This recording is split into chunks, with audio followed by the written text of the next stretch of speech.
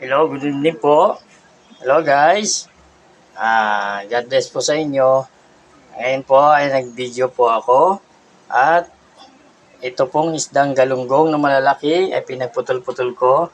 May isang buo.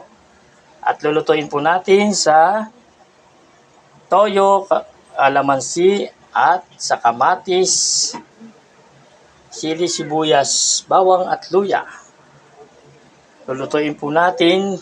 Ang tawag po sa lutong ito ay pangat sa toyo kamatis na galunggong. Okay, sisimulan po natin. Ilalagay po tayo ng mantika sa kawali. Ayan guys. Umpisahan na po natin magluto. At ngayon po, lalagay ko na ang mantika sa kawali.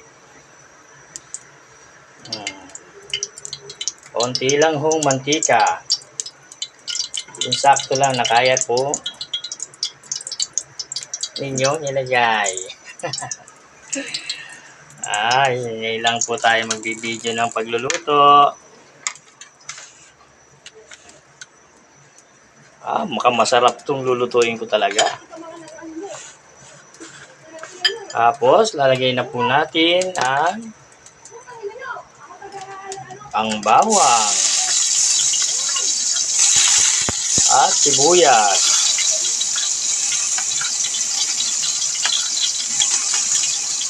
Sunod ang luya. Wow, sarap. Delikado pa lang. Mabango na.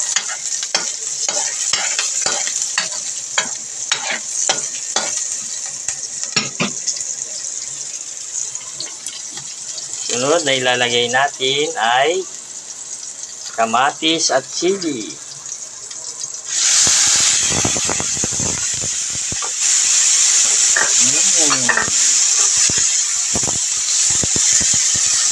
Halo-haloin po natin ng sandali.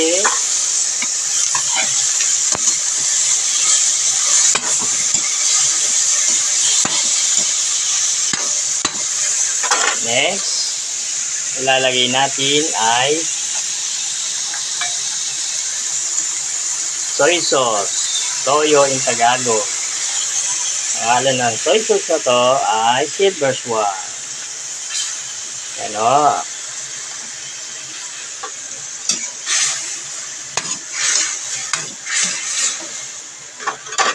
Sunod na ilalagay natin ay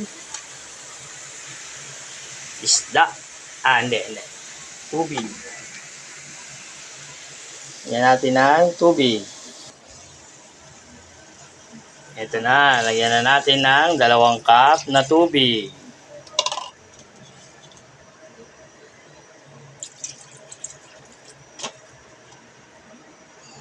Sunod ay lagyan natin ng paminta. At Maggi, magic sarap.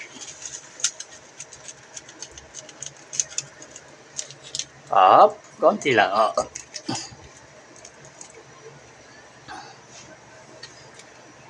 At sunod na isasalang natin ay isda. Galunggong na isda.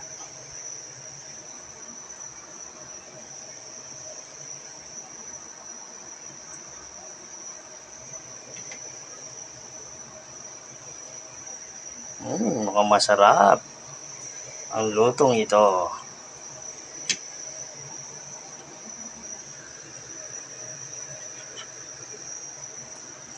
Yes. Pakuluin lang po natin at mamaya tikman po natin ang kinalabasan. Ito po pala ay kalamansi na piniga. Ilalagay na po natin. After 20 minutes ay atin pong titikman kung ano ang kinalabasan ng ating luto. Okay? Pakuluin po natin. Lakasan po natin ang apoy. At ngayon po,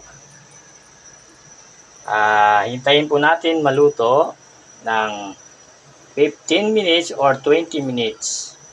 Okay? Oo, ito na po. Luto na po ang ating galunggong na pangat sa toyo at kamatis. At ngayon po